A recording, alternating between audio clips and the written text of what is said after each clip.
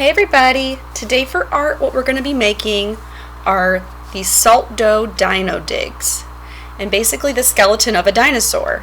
And when you think of dinosaurs, they lived thousands of years ago, and now what exists is just their bones.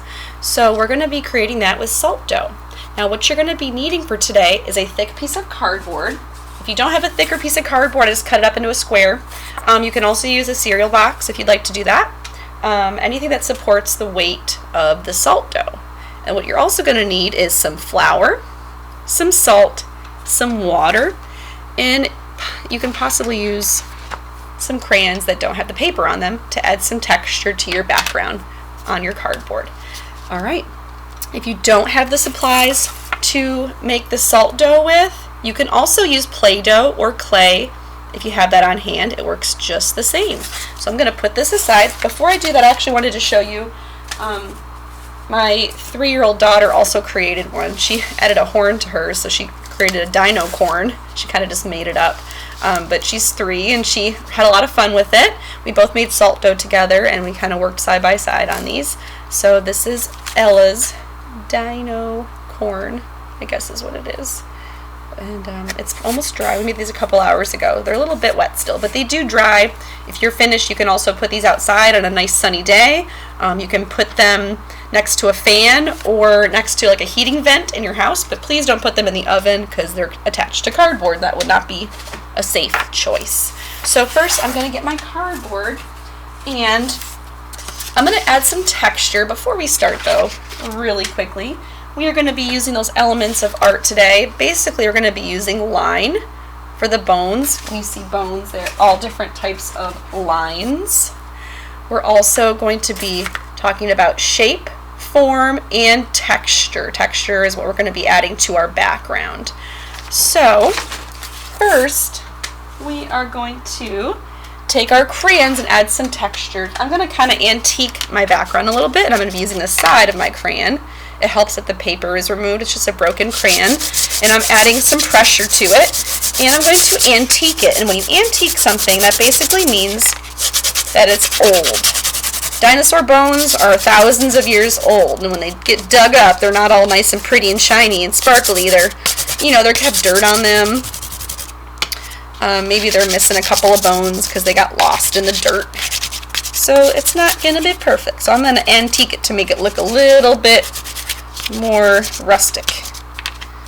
And I'm just kind of adding some blue, a little bit of red. I'm just going in one direction. You can also use the tip of your crayon if you want to draw something in the background. Maybe make a landscape or something cool. You can do that as well. So there's my background. Put those crayons aside. Now we're going to be making this salt dough. And for the salt dough, I have some on my table right there. For my salt dough, you're going to need a bowl, something to mix with, and some measuring cups as well. And you're going to need a ½ cup of flour. It can be any type of flour. It can be self-rising, all-purpose. It can be gluten-free. And I just leveled it off with my finger like that to make sure it's a ½ cup. Now, if you want to double your recipe, you can add a full cup of flour. I'm going to add a 1/4 of a cup, or 1/4 of a cup of salt. And I'm just using basic table salt. Okay, I'm just going to kind of shake it, make sure it's level. And then I'm going to add a 1/4 of a cup of water. Now, when you're making your dough and you don't have enough, or you want to make more for a friend, or you want to make more just to play with, you can just double it. So like I said, you would add a cup of flour, a ½ cup of water, and a ½ cup of salt. Now you're going to mix this up. If it's too mushy, you would add more flour. If it's too sticky, you would add more flour. If it's too crumbly and it's kind of cracking, like when we use clay in art class and I tell you, "Oop, your clay is thirsty, you got to add some more water to it," that means you need to add more water. So I first stirred it up with my spatula, and now I'm going to use my hands to kind of see what the consistency is. It kind of feels mushy. I'm going to add a tiny little bit of flour to it. And even when we use measuring tools, sometimes it's not exact. That's why we can just add if we need to. Okay, so there's a pretty good consistency for my salt dough. See how it's not really sticking to my hands? It almost feels like clay that we use in art class. And I'm actually going to keep my clay on this tray because I don't want it to stick again to my table. I'm going to move this aside. Okay, and if it starts to dry out, if I'm taking a while to make my dinosaur dig, I can also, if it starts to dry out, I can just add a little bit of water. I have a little cup of extra water just in case. Alright, so here's my background. I'm going to, and you guys know the basics of clay. You know that when you roll, it makes a sphere. That's one of the shapes of clay. If you flatten it out, that makes what's called a slab. A slab is a flat piece of clay. If you roll it this way, it makes what's called a coil. We're going to be making a lot of coils for our dinosaur dig today. So to start off, you want a piece about the size of a gumball. You're going to roll it. When you roll it like this, around and around, you make a sphere. When you roll it back and forth, you make a coil. So now I'm going to take my sphere, I'm going to roll it like this. Now again, don't roll it on your table because it will stick. You can even roll it on your paper towel, your cardboard if you would like to. I'm going to roll it just a little bit, and I'm going to bend it to a C shape. For the head, I'm going to move the head up to the top so I have enough room for the body. I'm thinking about composition and how I'm going to arrange things on my cardboard. I'm actually going to move this over here so I can get a side by side. I'm going to adjust my, there we go. So I can get a side by side and just, you know, now I can see a little bit better what I'm trying to do here. So I'm going to press it into my cardboard when I'm happy with, you know, the way it looks and where it is on my cardboard. I can press it in just gently with my fingers. You don't want to pound it down, just gently. And again, if you don't want to do this dinosaur, if you don't want to do a T-Rex, my daughter came up with the Dino corn. You can come up with any of these types of dinosaurs. I just found these little cards, this little matching game that we have. You can go online and research different dinosaurs. Maybe a flying dinosaur would be cool. I can also attach in the slideshow different types of dinosaurs and their bone structure, so you guys can kind of look at those if you'd like. Alright, so now if you would like to add eyes and things like that, you can just use the end of a paintbrush, which is what I'm going to use. You can use a pencil. That works great too. So I'm going to push my finger in for the eye socket, and I'm just going to take the end of my paintbrush and kind of just wiggle it around, press right into the cardboard, and now I have an eye. I can just add a little dot, and now I have a nostril.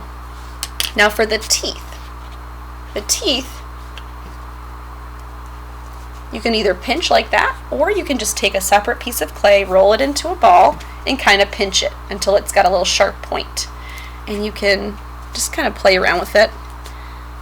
Just attach it. If you don't like it, you can always take it off. That's what's so great about clay. If you don't like something, you can just ball it up and start all over again. Not a huge deal. I do it all the time. I have a feeling this dinosaur is going to be a little bit better than this one because I had a little bit more time. In this video, I have to make sure I keep track of my time. I don't talk too much. Alright, so there's his teeth. Here we go. I'm going to press those in. That looks pretty good. Alright, now I'm going to start to add the spine of the dinosaur. So if you feel your back, you can feel that you have a spine too. And it also has what's called vertebrae. That's kind of like the bumpy part of the spine. So I'm going to, just like dinosaurs, we also have the same, we have a lot of the same bones as dinosaurs, which is interesting. So I'm going to take a piece of clay about the same size as the head, and I'm going to roll it into a ball or a sphere, and then I'm going to roll it into a coil. And I'm going to make it a little bit thinner because I'm going to press it into the cardboard, which is going to make it look a little bit bigger. So now I'm going to figure out composition and where I'm going to place the spine. The spine's a little bit too long. If you guys have anything to cut with, you can use a pencil, you can use a paintbrush, the end of a paintbrush. I have these Play-Doh tools. So if you don't have salt dough, if you don't have the ingredients for salt dough, you guys can also use just Play-Doh or clay that you have on hand. If you have some Play-Doh, it works just the same. So I'm actually going to use some Play-Doh tools that I have and just cut off pieces if they're too long. Okay, so there is my spine. You want it to be a little bit curved. Now I'm going to break off another piece, and do the same thing. Roll it into a ball and then roll it into a coil. And I'm going to cut up pretty even pieces for my spine. And these are called vertebrae. Vertebrae are kind of like those bumps that you feel on your back. And if you feel a cat or a dog's back, they also have the same thing. They have a spine with vertebrae. So what I did was I just cut up some even pieces. If you would like to get one piece first and then just kind of have that be like your little measuring piece, just to make sure that they're somewhat even. They don't have to be perfect. Mine aren't. That's okay. And then I'm going to press them just like that. Just kind of lay them over the top and make sure that they hang off so that it attaches to the cardboard. That looks pretty good. Now I'm happy with the way it is. I'm going to just press it into my cardboard just like that. And now I'm going to start thinking about the arms. Now again, you don't have to do it the way that I'm doing it. If there's an easier way for you that you'd like to do, go for it. This is all just experimentation. You guys can do it however you'd like to, whatever's easiest. So I'm going to take a smaller piece. And for this I did 2 pieces of clay. You can even take a long piece of clay. So I did a ball first, or a sphere. Roll it into a coil. You guys are going to be professional coil rollers when you're finished with this project. And you can even take it and just figure out where you want it. You can even just bend it like that to make it like a V shape. You don't have to do 2 separate pieces. I did, but you can do it this way if it's easier. And then we're going to do the little hand. I'm going to roll a tiny ball about the size of a small blueberry, and then I'm going to roll it into a coil again. And this time I'm going to bend it to about that shape, like a U for his hands. There we go. And I'm happy with the way that looks. I'm going to press it into, well, it looks cute, into the cardboard. And if you breathe in and out deep, like that, you can feel your bones, and those are called ribs. And just like us, dinosaurs also have ribs. So I'm going to just break off pieces just like I did with my arms. I'm going to make it a little bit smaller, about a blueberry, and you're going to roll it into a coil. Oops, I kind of broke a little bit. Try it again.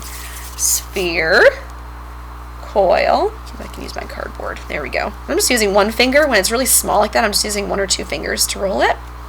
And then I'm going to take it and just kind of bend it a little bit, like a little bit of a curve. Your ribs are curved a little bit. They're not perfectly straight, so that's why I chose to do it that way.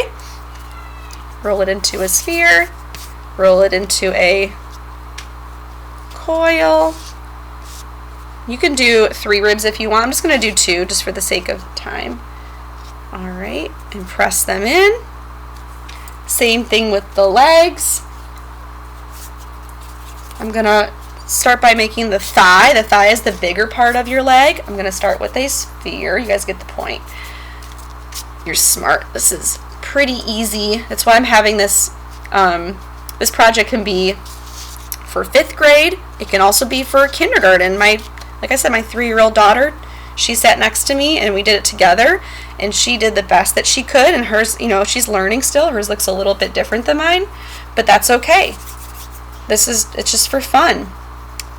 So there's the thigh. I'm going to actually bend the leg a little bit like that. There's his knee, his thigh, and his calf, and that's his knee. And I'm going to do the feet the same way as the hands. So I'm going to roll a ball or a sphere. I'm going to roll it into a coil.